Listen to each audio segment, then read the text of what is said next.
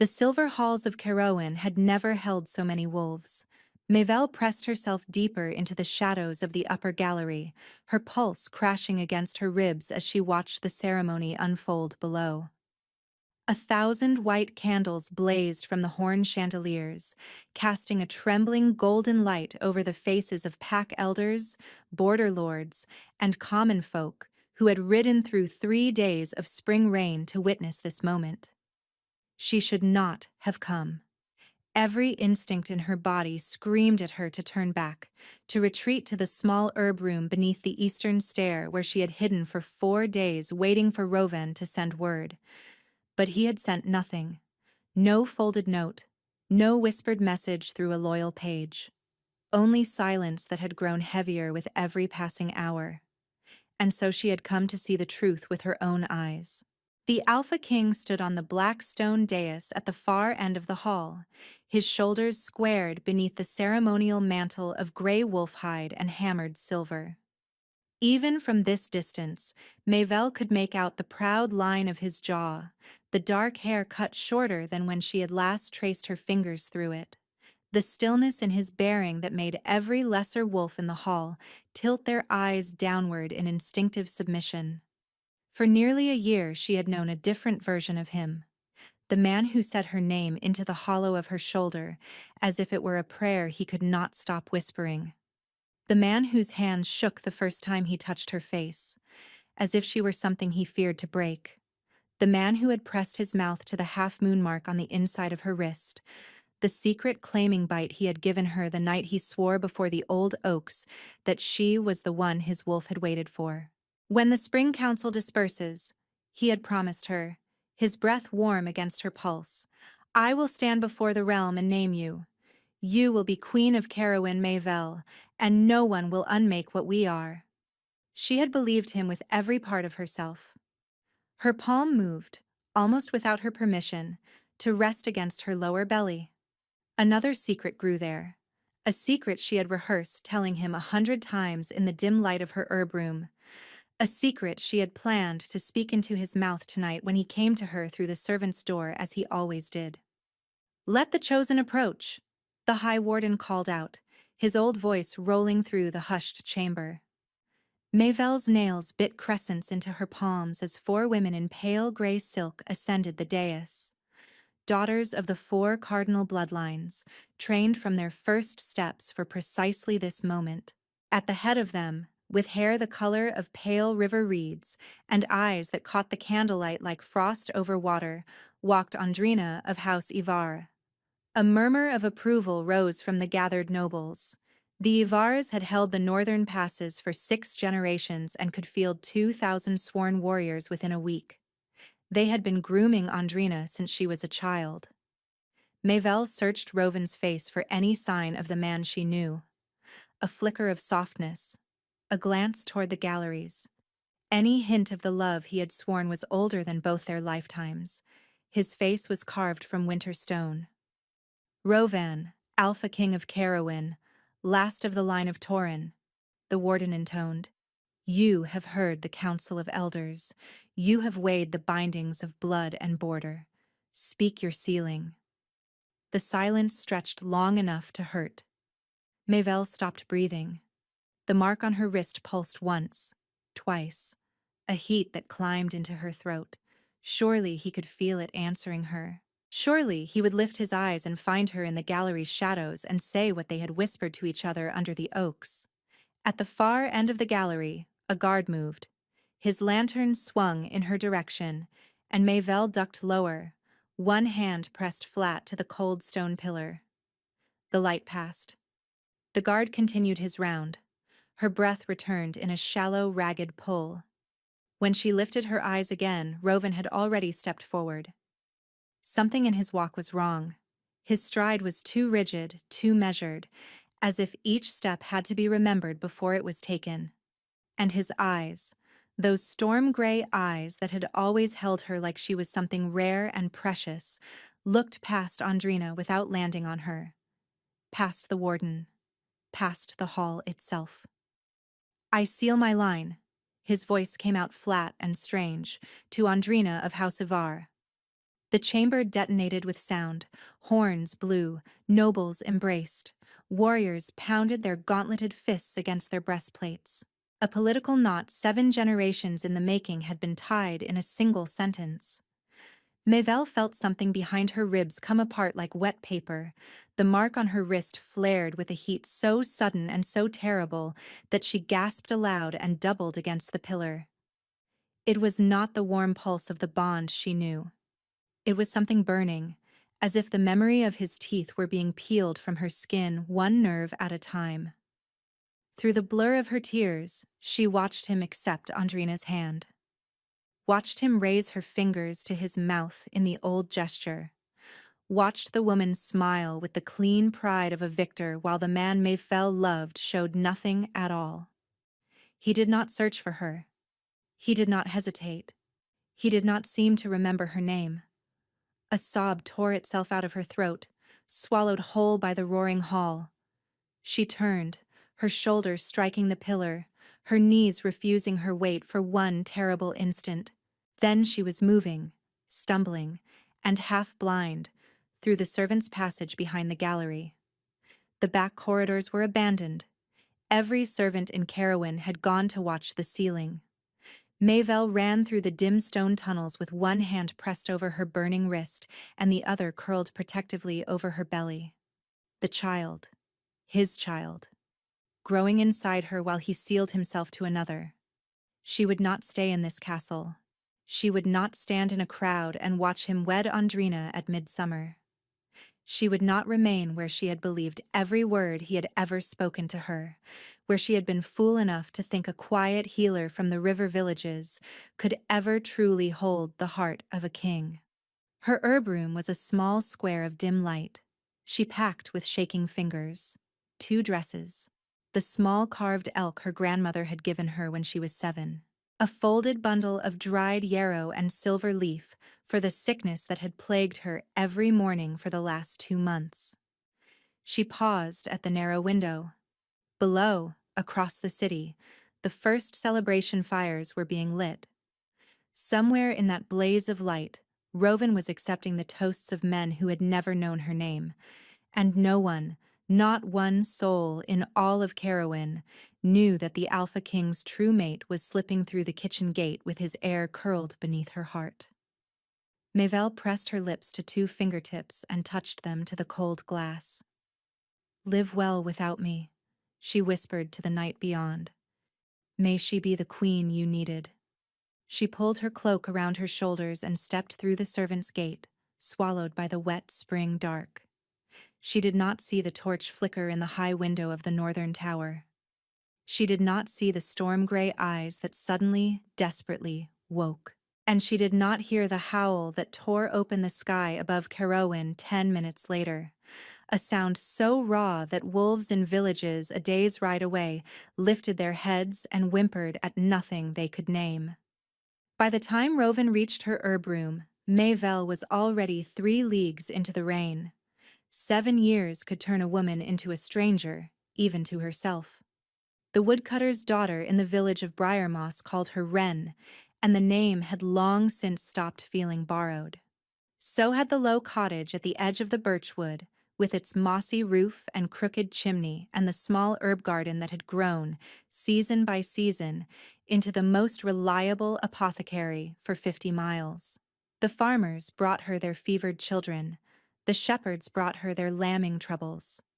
The old women of the village brought her their grief, and their stiff knees and their small practical sorrows, and she met each with the same calm hands and the same quiet voice. Only the boy knew that her name was not Wren. He did not know what her name was, but he knew, the way children always know, that the name she answered to in the village was not the one she whispered to herself at night. Caelan was 6 years old that spring, 7 by autumn. He had his father's storm-gray eyes and his mother's careful stillness, and he could already name 34 herbs by sight and smell. Mayvell had told him their names the way other mothers told bedtime stories. Fennel for colic, comfrey for bone, mugwort for dreams too heavy to carry. He repeated them back to her in his soft, serious voice, and she felt for a moment each time that the 7 years of her exile had built something rather than stolen it. She did not tell him about the mark on her wrist that had never faded. She did not tell him about the dreams that came most nights, dreams in which a man with storm-gray eyes walked through rooms she did not recognize, calling a name that was hers and not hers. She did not tell him about the way the wind, when it blew from the west, still smelled faintly of the silver halls of Carowin and broke something small inside her chest every time. She did not tell him that the scar on her wrist was not a scar. Among wolf-kind, a rejected mark was supposed to pale and smooth within a single turning of the moon, leaving nothing but clean skin and the clean grief of an ending. Mavel's mark had done neither. It had stayed dark as iron. It had pulsed at the strangest hours, quiet and insistent, like someone knocking at a door on the far side of the world. And when the wind came from the west, it burned. She told herself this was only the body's stubborn memory. False hope, she had learned early in her exile, was a slower poison than any she knew how to brew. The morning the world began to find her again started ordinary. Kaylin was sitting at the kitchen hearth, threading dried rose hips onto a length of thin twine, when he looked up and said, "A man came into the square yesterday asking for a woman with a scar shaped like half a moon." Mavel's hands stopped moving over the mortar. "Did he now?" she said, and was proud of how steady her voice stayed. "He was asking the baker." Kaylin's small, serious face turned toward her. "The baker did not know. He gave him bread and the man went away." "What did he look like?" "Tall. Gray cloak. He had a scar on his chin." Kaylin paused, threading another rose hip. "He smelled like wolf." Mavel's stomach dropped so hard she had to set both palms flat on the table. "Kaylin," she said, and she made herself look at him, made her voice ordinary. "If that man comes to the village again, you do not tell him anything about me. Not my name. Not where we live. Nothing. Do you understand me?" He nodded once, the slow nod of a child who has learned that his mother's strange rules always matter. She did not sleep that night. She sat in the small main room of the cottage with a paring knife in her lap and watched the door until the sun came gray through the window. 3 days passed. Then 4. The tall man did not come to the cottage. Mavel began foolishly to breathe again. On the 5th morning, a knock came. It was only Heston, the widow from down the lane, her face bright with the particular excitement of someone carrying news too large for her mouth. "Wren, have you heard? Riders came down the western road last night. King's men. They are in every village between here and Falrin asking questions. They say there is a king gone half mad up in Carowin, and he is tearing the north apart looking for someone." The floor of the cottage tilted very slowly beneath Mavel's feet. "Looking for who?" she asked. "A woman. That is all anyone says. He has offered land, Wren. Land and silver. To anyone with word of her." Heston's eyes gleamed with the unself-conscious hunger of a woman who had never owned anything larger than a single goat. "They say the harvest has failed in 3 provinces. They say wolves are going feral in the forests. They say—" She crossed herself in the old southern way. "They say he stopped eating. His own council is frightened of him." "Thank you, Heston," Mavel heard herself say. "I will put this in my prayers." When the widow was gone, Mavel closed the door and leaned her forehead against the wood. Her wrist was burning so hot she could feel the heat rising through her sleeve. He was looking for her. Why would a king tear his kingdom apart searching for a woman he had publicly sealed himself away from? Why would he rise from the wedding bed of another woman and ride through 7 winters of forests to find a healer nobody had ever heard of? Unless something had been wrong that night in the silver halls. Unless the stillness in his face, the flatness in his voice, had not been what she had believed it was. She pressed her hand against her belly, an old gesture that no longer matched her body. Kaelin was at the hearth, watching her. "Mother," he said, "you are crying." She had not realized. That night she packed 2 cloaks, a knife, 3 purses of silver she had hidden beneath the hearthstone across 7 winters. She wrote a letter to Heston to feed the goats and burned it and wrote it again. She did not sleep. At the gray hour before dawn, the mark on her wrist went cold. It had never done that before. It burned, it pulsed, it ached, but it had never in 7 years gone cold. Mavelle sat bolt upright in her bed, her hand clutching her wrist as if something inside it had stopped. Kaelin stood in her doorway. He was in his nightshirt, barefoot, his dark hair tangled from sleep. His storm-gray eyes were wide and unblinking. "Mother," he whispered, "there are wolves in the garden." She rose slowly. She walked to the window. She parted the curtain with one finger. 4 wolves stood between the birch trees at the edge of her garden. Not the Brindle village dogs that sometimes came scavenging. These were huge, clean-limbed, silver and slate and the color of wet iron, and their eyes were the bright, intelligent amber of wolves who had once been men. They were not moving. They were watching the cottage with the patient focus of hunters who had finally reached the end of a very long trail. A 5th shape stepped between them. A man. Tall. Gray-cloaked. A scar on his chin. He lifted one hand slowly, palm out, the old northern gesture for peace, and he began to walk toward her door. Mavelle moved Kaelin behind her before she opened the door. She did not open it all the way. She held it at the length of her own forearm, the paring knife tucked backward against her wrist in the way her grandmother had shown her when she was 9. The man on her step saw the blade. His eyes flicked down to it, and then back up to her face.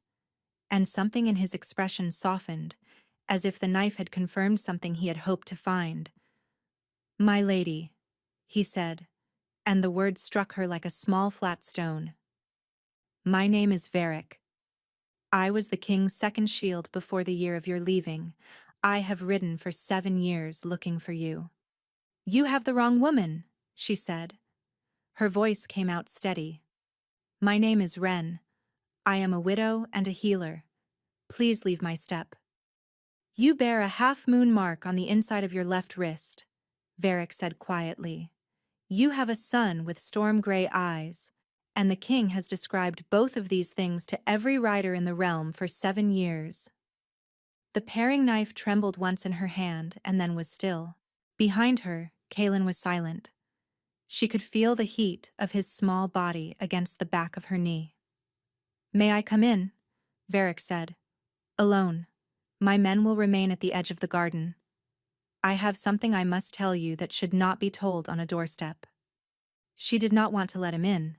She wanted to shut the door and bar it and pack her son onto her back and run into the birch wood and not stop until her legs gave under her. But she had run already. She had run for 7 years, and the wolves in her garden had still found her. And she knew, the way a healer knows when a fever has turned, that the running was over. She stepped aside. Varric entered slowly, the way a man enters a chapel. He did not look at Kaelin. He understood clearly what it would cost her if he looked at the boy with recognition on his face. He sat at her small wooden table with his hands flat on the wood where she could see them, and he waited. "Kaelin," Mavelle said, "go and feed the goats." "It is still dark, mother." "Take the lantern. Go." He looked up at her, and she watched her own distrust pass across his face, like the shadow of a bird. Then he nodded, slid his feet into his small boots, and went out through the kitchen door. The latch clicked behind him. Mavelle sat down across from Varric. She did not put the knife away. "Speak," she said. "He did not seal himself to Andrina of House Ivara," Varric said. The room went very still. "I watched him do it," Mavelle said. "From the upper gallery. With my own eyes." "You watched a body wearing his face." Varric's voice was low and steady, a voice that had clearly rehearsed this telling for years. 3 nights before the sealing, the king was given a cup by the High Warden. The cup held oil of silverthroat, a draught the old keepers use on dying wolves to quiet the mind before the end. Administered to a living alpha, in the measure he drank, it does not kill, it hollows.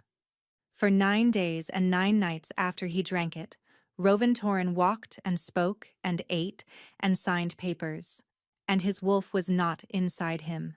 His wolf was elsewhere, pacing the walls of a cage none of us could see. He remembers nothing of those 9 days. Not the sealing, not the wedding feast, not the first 4 nights of what was supposed to be his marriage. Mayvel's free hand closed on the edge of the table. On the 10th morning he woke, Varric said, and he was himself again. And the first thing he did before he asked for water, before he asked where he was scream your name. She could not speak. We went to your herb room. You were gone. We found the cup you had used to pack your yarrow. We found the small carved elk you had forgotten on the shelf. We found nothing else. Your trail was 4 days cold by the time he was himself enough to follow it. Varric's jaw worked once. He has not stopped looking since. 7 years, Mayvel whispered. 7 years? He married her. He did not, Varric said. The sealing was witnessed, yes. The marriage itself was never consummated. He would not touch her. Even hollowed, even with his wolf caged, something in him knew. Andrina has lived in the eastern wing of the Silver Halls for 7 years as his wife in name and no other way. The High Warden told her that if she was patient, she would outlast you. She has not. Why? Mayvel said. The word came out cracked. Why would the Warden? Because Andrina's mother is his sister. Varric's eyes were flat. Because with Rovan hollowed and bound by oath to an Ivar queen, the Warden's line would have stood one small death away from the throne of Carowin. One small, tragic, easily arranged death. Mayvel felt her knees want to give. She made them hold. There is more, my lady, and I would rather not tell you the rest on this side of a cup of water, but I do not have the time. Varric reached inside his coat. This was intercepted 4 weeks ago, riding north out of a village 2 days from here. He laid a folded parchment on the table between them. The wax was broken, but the seal was legible. A coiled silver throat vine, the old sigil of the High Warden's house. She opened it. The whelp's mother has been located in the western birch lands. The whelp will be found with her. Remove both before the next new moon. Long silence to House Ivar. Her hand, which had held steady through so much, began at last to shake. The whelp, she said. Your son, my lady. They know about him. They have known for a long time. We believe they have known almost from his birth. The only reason he has lived this long is that we have known for a long time as well, and we have made certain their hunters reached you second. Varric paused. We did not make it second this time. Outside, beyond the cottage wall, a sudden thin howl cut the air. Not one of Varric's wolves. The pitch was wrong. Varric was on his feet before the sound had finished. My lady, where is your son? I sent him to feed the goats. Varric went white. Mayvel was already moving. She was through the kitchen door before her mind had caught up to her body, the paring knife still in her hand, her feet bare on the dew. The lantern was on the ground by the goat pen. It was still burning. Kaelin was not beside it. Kaelin. Her voice came out of her like something torn. Kaelin! Varric was at her shoulder. My lady, stand back. Let my men... And then, from the dark tree line, she heard her son cry out. He was not screaming. He was doing something worse than screaming. He was saying in his small, serious voice, Do not touch me. Do not touch me. Do not touch me. Over and over, the way she had taught him to say it if a stranger ever came too close in the village square. 3 shapes stepped out of the birches. Not wolves. Men. Men in soft, dark leather, masked in black cloth, one of them holding her son by the back of his nightshirt with one gloved hand. The boy's small bare feet dangled just above the wet grass. He was not crying. He was staring at Mayvelle with the wide, unblinking calm of a child who has understood, in a single instant, that the world his mother had promised him was a lie. The man holding him lifted a short, curved blade to the side of Kalen's throat. "Mistress Wren," said the masked man, in a pleasant, almost apologetic voice. "Or should we use your proper name? Step away from the second shield. Kneel in the grass with your hands behind your head. Do it now, and the boy will live long enough to see what we do with you. Refuse, and he will not see the sunrise." Varric's hand closed on her shoulder.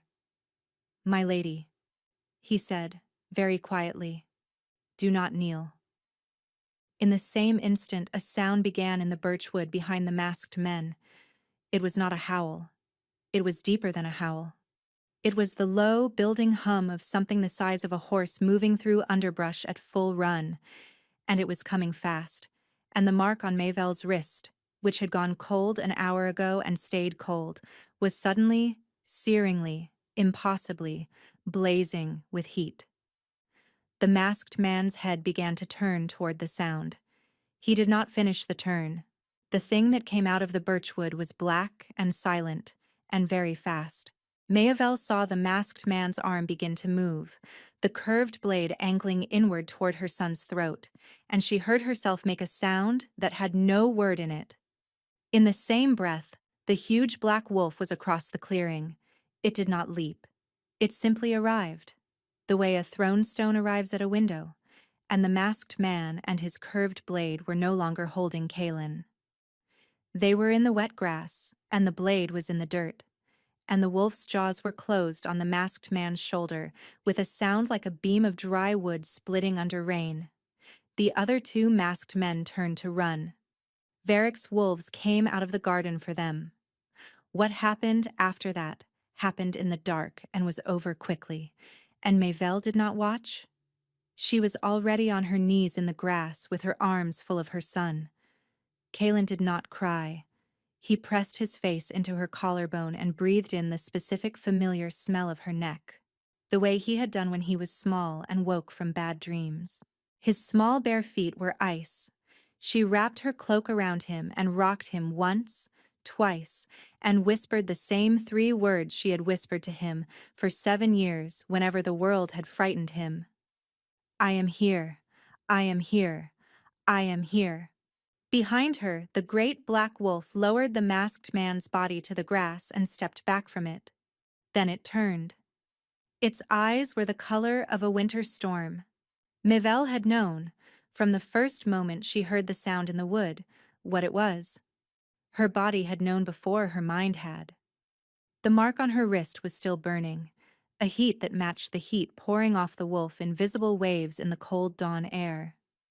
But knowing did not prepare her for the size of him, or the silence, or the way his enormous shaggy head lowered when he took his first step toward her, as if he were trying to make himself smaller for her sake. Kalen, who had not yet lifted his face from her neck, felt her go still and turned. He looked at the wolf. The wolf stopped walking. The two of them, the great dark animal and the small gray-eyed child, regarded each other across 6 feet of wet spring grass. Kalen did not flinch. The wolf did not blink. And between them, slow and shimmering as heat rising off a summer road, Mayvelle felt something she had not felt in 7 years. The bond. Not her bond. His. The boy's. A thin, clean, unmistakable thread of recognition, stretching from her son's small chest to the enormous wolf in front of them, as if some part of Kalen that she had never been able to name had just opened a door inside him and found, on the other side, the shape it had been waiting for. The wolf made a sound. It was not a whimper and not a growl. It was the sound a man makes when he has held his breath for 7 years and is no longer certain how to let it out. Then, between one heartbeat and the next, the wolf was not a wolf. Rovan Torin knelt in the wet grass of her garden, barefoot, his shirt torn open at the shoulders, heaving as if he had just swum across a winter sea. His dark hair was longer than when she had last touched it. There was gray in it now, at the temples, that had not been there 7 years ago.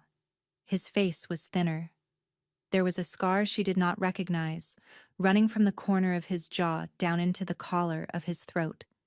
He did not stand up. He stayed on his knees in the grass, and he looked at her, and then he looked at the child in her arms, and then he looked at her again, and his mouth opened once without sound. Mabel, he said. Her name in his mouth undid something in her that 7 years in a stranger's village had not been able to loosen. Do not speak to me yet, she said. Her voice came out quieter than she had meant it to, but steady. My son is cold. I am taking him inside. You will wait here. Rovan nodded once. He did not rise. She carried Kaelin past him. She did not look down. She walked through the kitchen door and set her son on the warm stone of the hearth, and pulled a wool blanket around him and put the kettle on the hook, and moved through the small motions of her life, because the small motions were the only thing holding her together. Kaelin watched her with his wide, solemn eyes. He did not ask her who the man in the garden was. He did not ask her anything. He only held the edge of the blanket in both small fists and watched her. Varric came in through the kitchen door, his face careful. My lady, the king is still outside. He will stay outside as long as you require. But he is hurt. He rode 3 days without stopping. He has not eaten. Then feed him, Mabel said. She did not look up from the kettle. There is bread in the crock and cheese in the cold box. I am not ready to see him yet. Varric inclined his head and went out. She stayed at the kettle for a long time. When she finally turned, Kaelin was looking at her. Mother, he said in his small, careful voice, that man in the garden. He is the man from your dreams. She sat down slowly on the hearthstone beside him. How do you know about my dreams, Kaelin? You say his name sometimes, when you are sleeping. He looked at the fire. You never told me his name out loud, but you say it when you are sleeping. She had no answer to give him that was not a lie or a confession, and she was not ready for either. So she held him. She held him until the kettle began to hiss, and then she rose, and she made tea for 3. She went out into the garden an hour after sunrise. Rovan was sitting on the low stone wall at the edge of her herb beds. A torn-off chunk of bread was in one of his hands and had evidently been there for some time because he had not taken a bite of it. Varric and his men had withdrawn to the tree line. The dead in the grass had been carried off somewhere she did not want to ask about. She stopped 3 paces from the wall. Varric told me about the silver throat, she said. Rovan closed his eyes. Is it true? She said. Every word. You sealed yourself to her. My body stood in a hall and signed a paper my mind was not inside of, he said. His voice was hoarse, but it did not waver. When I came back to myself and learned what had been done, I threw her out of the wing of the castle I had slept in. I have not let her closer than a corridor since. The warden has kept her there. I could not have her executed without proof, and by the time we had proof enough, you had already been gone for 3 years. 3 years, Mabel said. 3 years to find the proof. 4 more to find you. He opened his eyes. Mabel, I was told in the 4th year that you had died in a fever in the southern provinces. The warden's household produced a body. I buried her on the hill behind the silver halls. I spent 2 years believing I had buried you. The grass under her bare feet felt suddenly very far away. Who was she? Mabel whispered. A village healer the warden had murdered for the purpose of the lie. I did not learn that until last winter. His hand closed on the bread and did not seem to notice.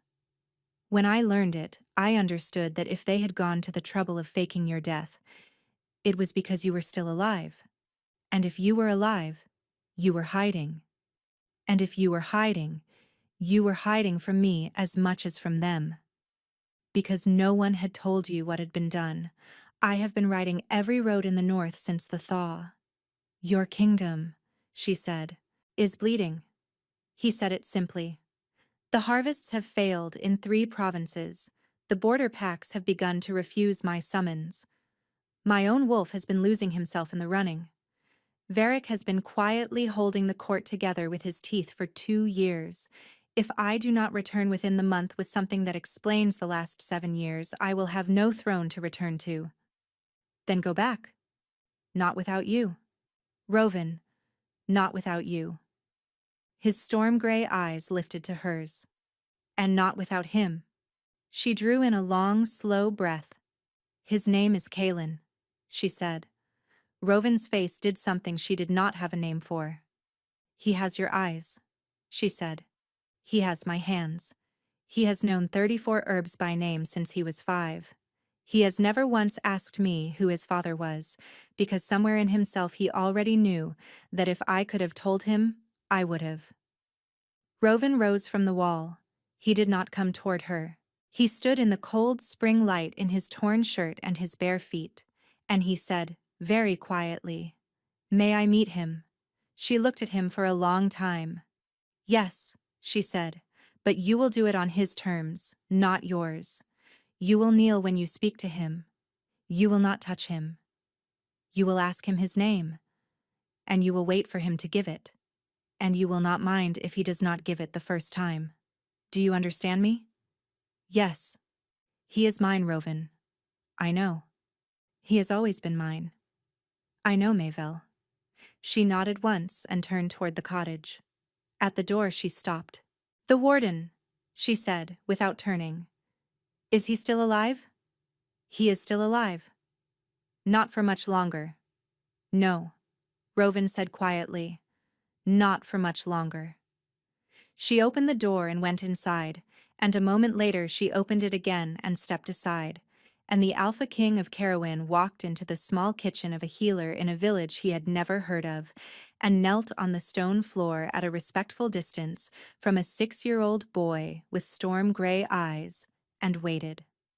They rode east 3 days later, in a small, quiet company with Kaelin wrapped in a fur in front of his mother on a quiet gray mare. Mayvel had insisted on the pace. Rovan had wanted to travel by night and cross the western provinces in 4 days. She had refused. Kaelin had never been on a horse for more than an hour in his life. Kaelin had never been outside of Briar Moss. Kaelin did not yet know that the quiet man who had appeared in their kitchen was his father, and Mayvel had told Rovan, with the flat calm of a woman who had made this decision alone in the dark for 7 years, that he would learn that truth when she decided he was ready and not a moment before. Rovan had accepted all of it without a word of argument. He rode beside them in silence for most of the first day. He did not try to hold her hand. He did not try to speak to the boy. When Kaelin grew tired in the afternoon and leaned back against his mother's chest, Rovan drew his own cloak from his shoulders without a word and passed it across so that she could wrap it around the child. The cloak smelled of wood smoke and cold stone and something older, something that for 7 years she had only smelled in her sleep. She held it around her son and did not look at the man who had given it. On the second night, at a camp in a pine hollow, Kaelin fell asleep between her and the fire. Rovan was sitting across the flames from her, his elbows on his knees, his hands folded in the space between them. He had not eaten much. Varric had ridden ahead to the next watch post.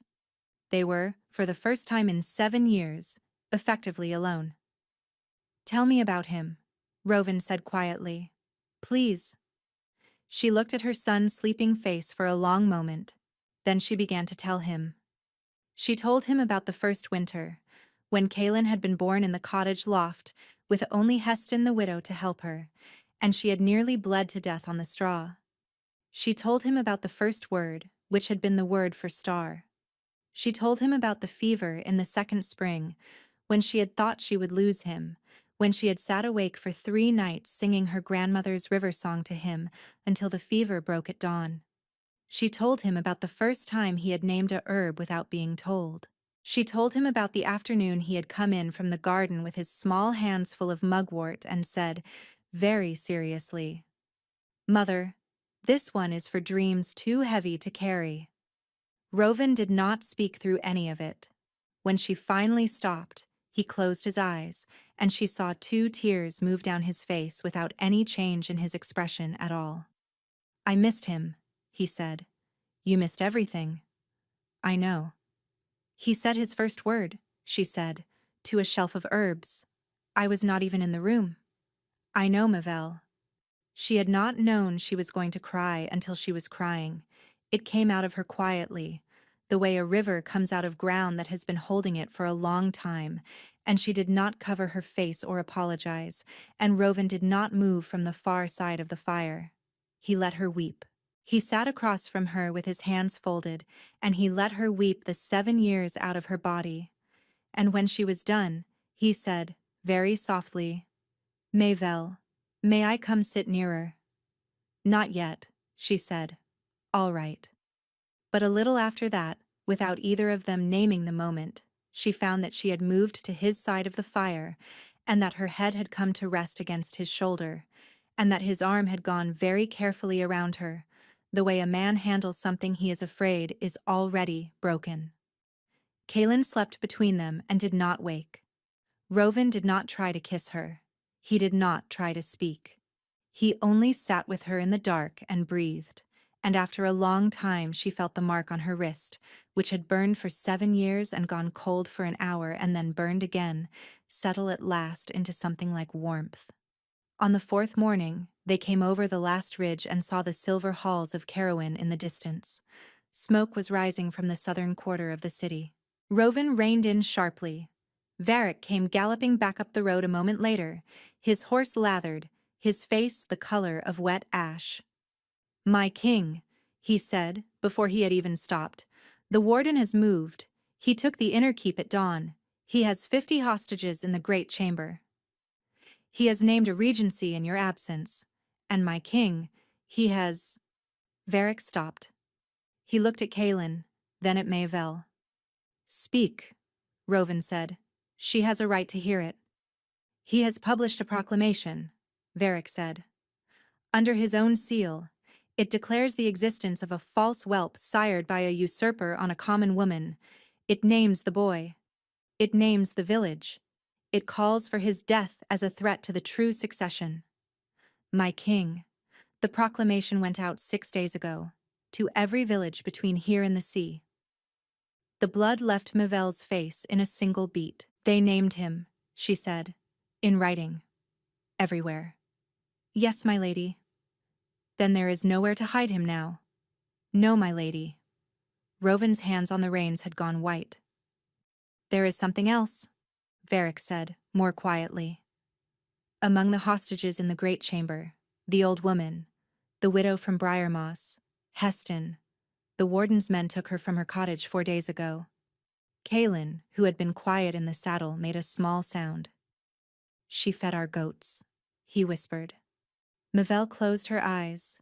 She had led them to Heston, by leaving, by the fact of her absence. The warden had swept up the small good woman who had once helped her bring a child into the world on a loft floor, and the warden had done it because he had known, somehow, that the widow's name would mean something to her. Mavel opened her eyes. "We ride now," she said. "Not tomorrow. Now." Rovan looked at her. Something in his face, for the first time in 4 days, allowed itself a small, grim smile. "My queen," he said. And the small, quiet company went down from the ridge at a hard gallop toward the burning city, with the boy held tight against his mother's chest and the Alpha King riding at their flank, and the mark on Mavel's wrist burning so hot and so bright that she could feel the answering fire of it through the cloak of the man beside her. 2 halves of an old broken thing drawing together at last across 7 years of winter. The outer wall of Carowin fell before midday. The warden had expected loyalty from the king's own guard and had received 1/3 of what he had counted on.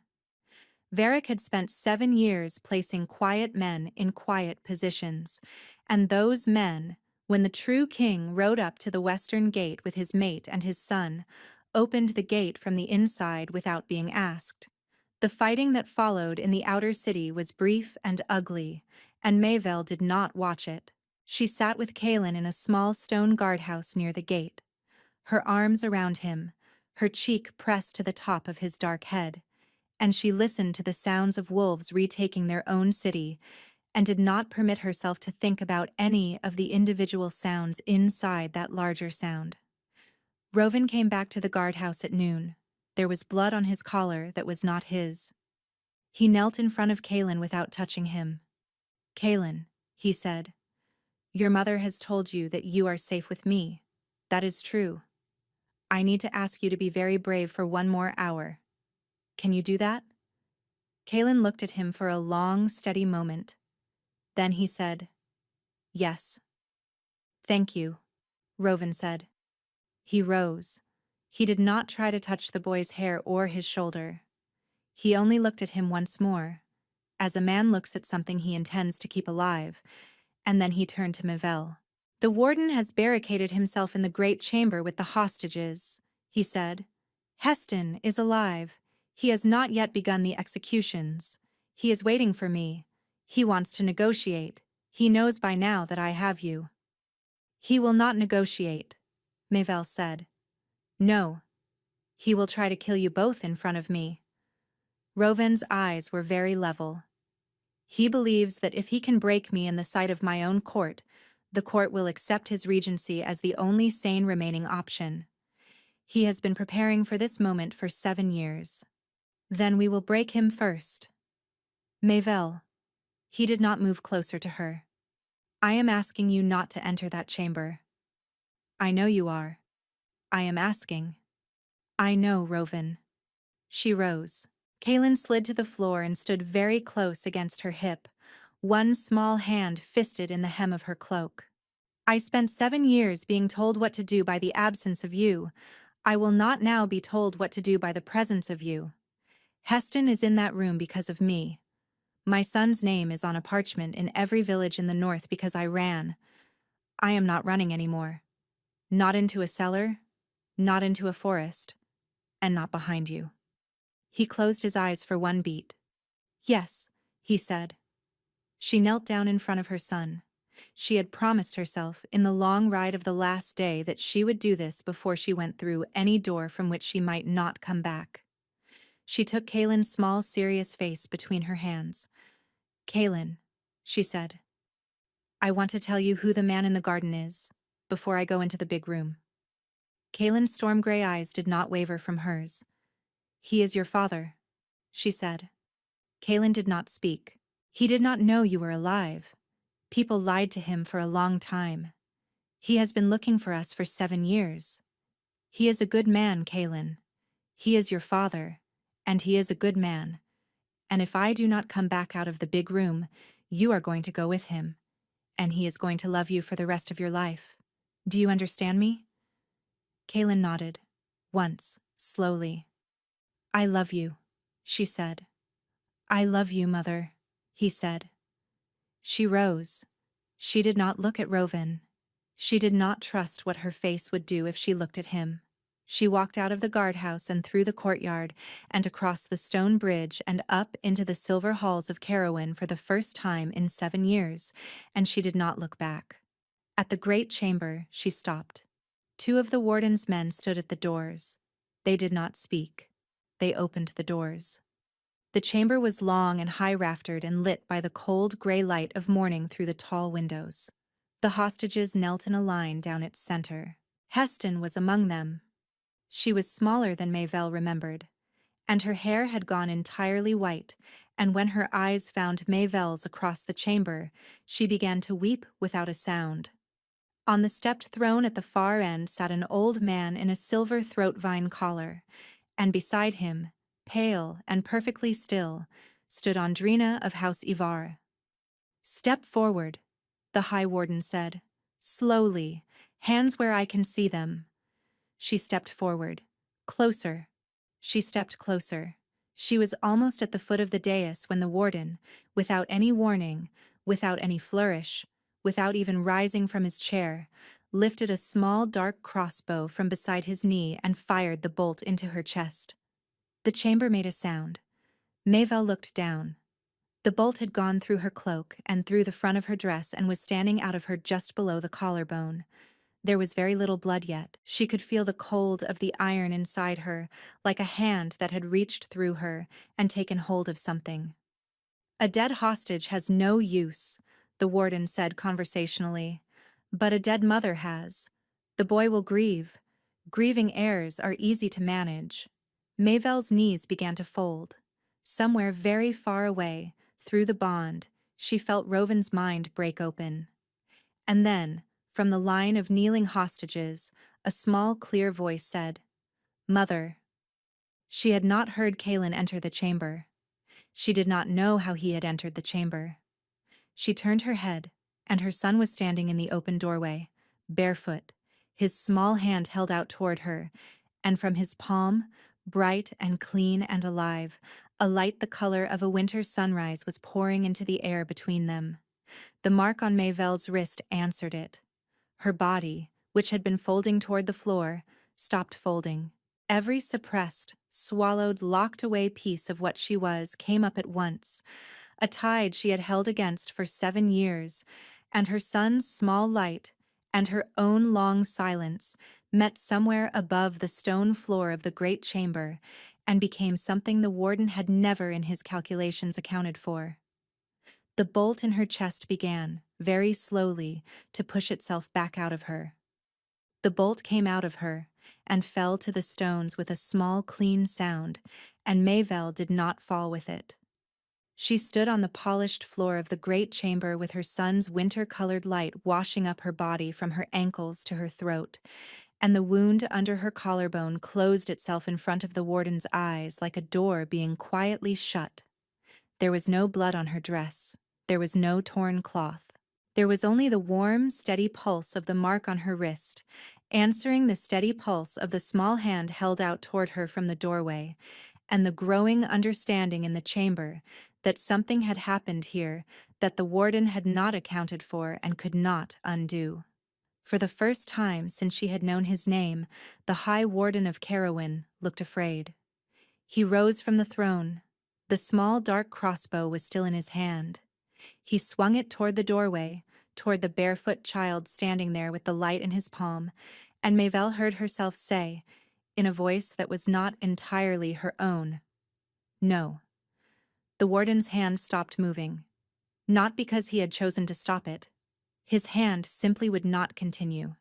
His fingers were open around the crossbow, and the crossbow was falling, and he was staring at his own hand as if it had been borrowed from someone else and handed back wrong. "Kneel," Mayvel said. The warden knelt.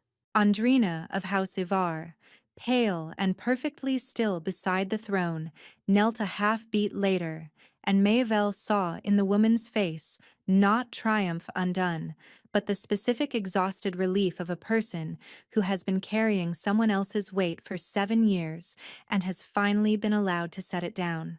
The doors of the great chamber came off their hinges. Rovin had not taken the time to open them. He came through them as wolf, and the wolf was enormous and silent and very fast, and he crossed the length of the chamber in 4 bounds and stopped at her shoulder and pressed the side of his great shaggy head against her hip hard enough to rock her 1/2 step sideways. She put her hand on his neck without looking down. The fur was warm. He was shaking.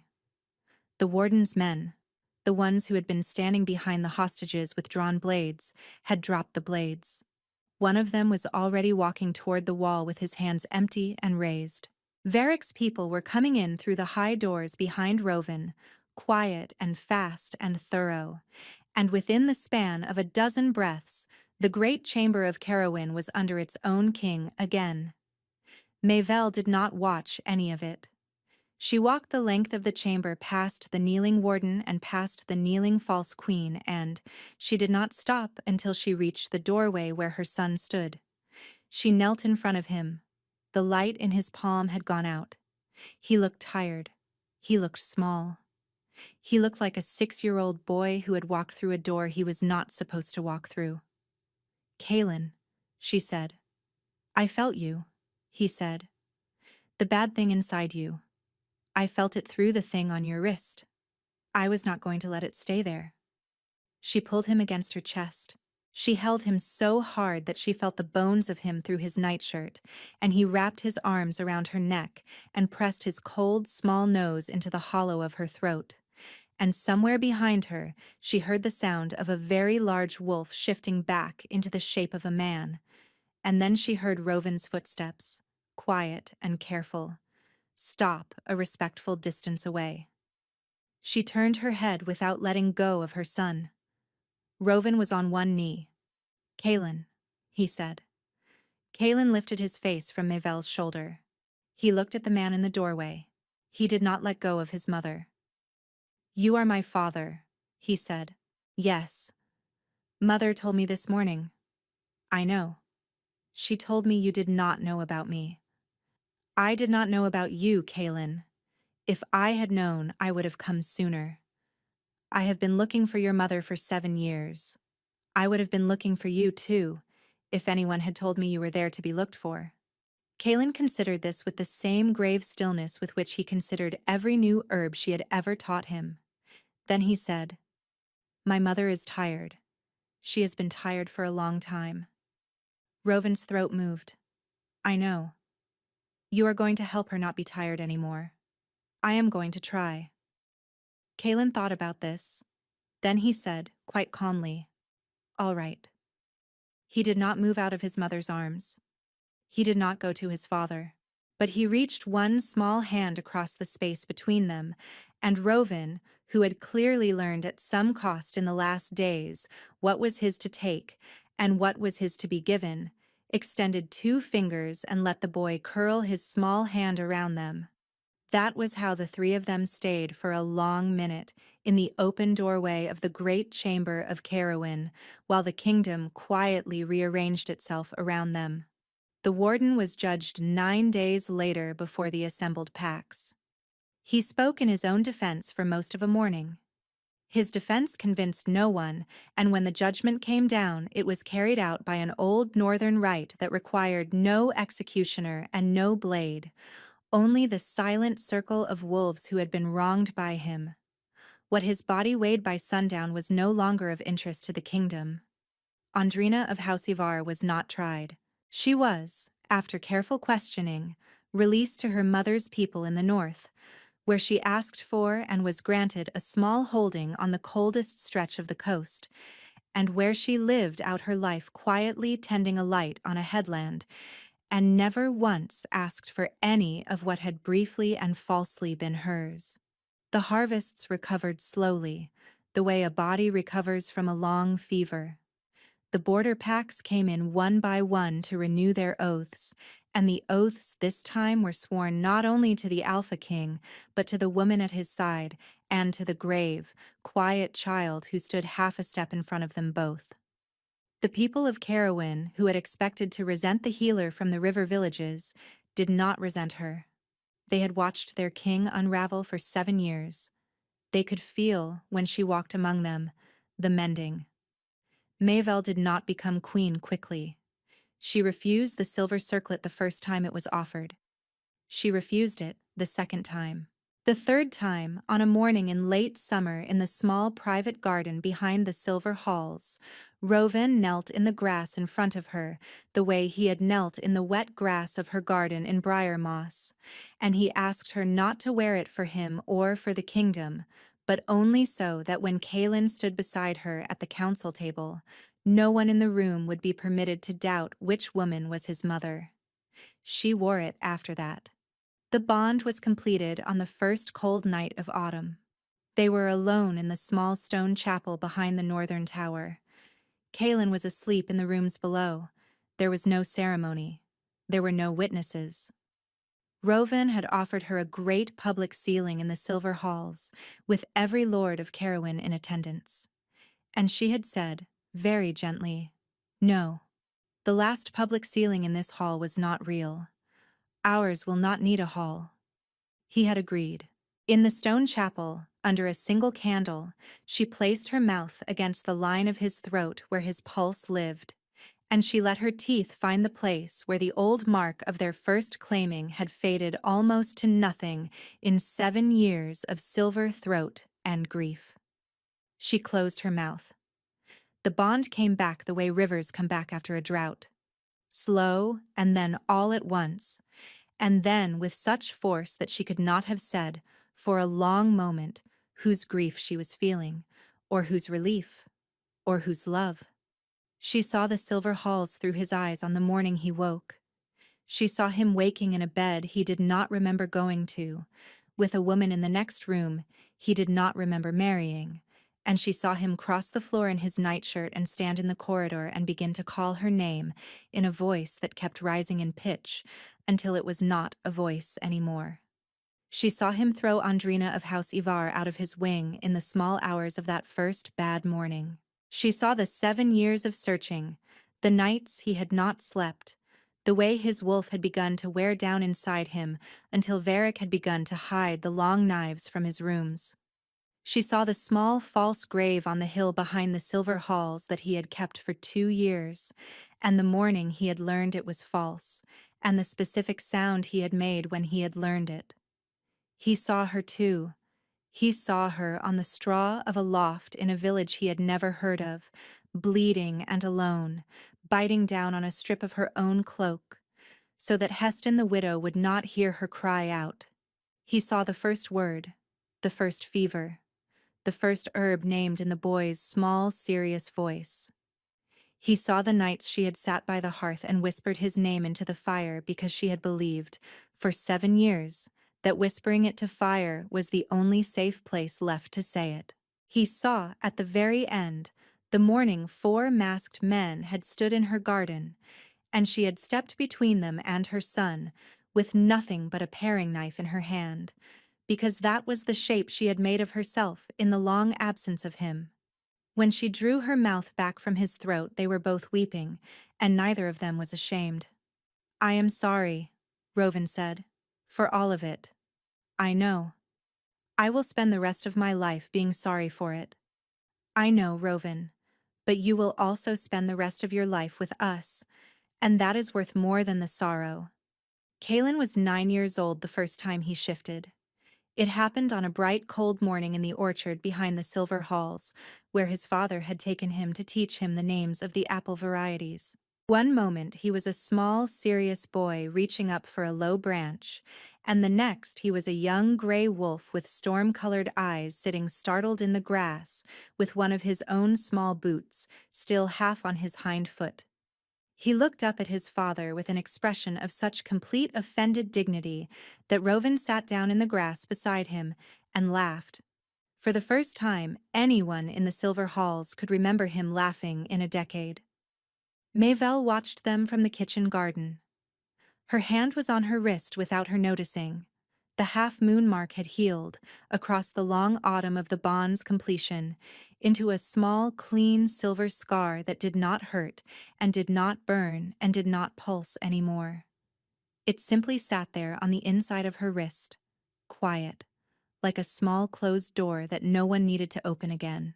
Later, much later, when Kalen was grown and there were 2 younger sisters running half-wild through the orchard, and an old friend of the family named Heston had moved into a warm stone cottage at the edge of the kitchen garden, Mayvel would sit in the evenings on the low wall behind the silver halls and watch the lights coming on in the city below, and she would think sometimes about the girl who had run out of the servants' gate on a rainy spring night 7 lifetimes ago. She would not pity the girl. She would only sit in the dusk with her husband's shoulder against her own and watch the lanterns bloom across Carrowan one by one and listen to her son somewhere in the orchard teaching his sisters the old names of the herbs and know that every road she had been forced to walk and every road she had chosen had brought her at last to this wall and this dusk and this shoulder and this sound. The wolves of Carrowan lifted their voices in the hills above the city as the last light went. It was not a howl of grief. It had not been, for a long time. Thank you so much for listening. I hope you enjoyed this story.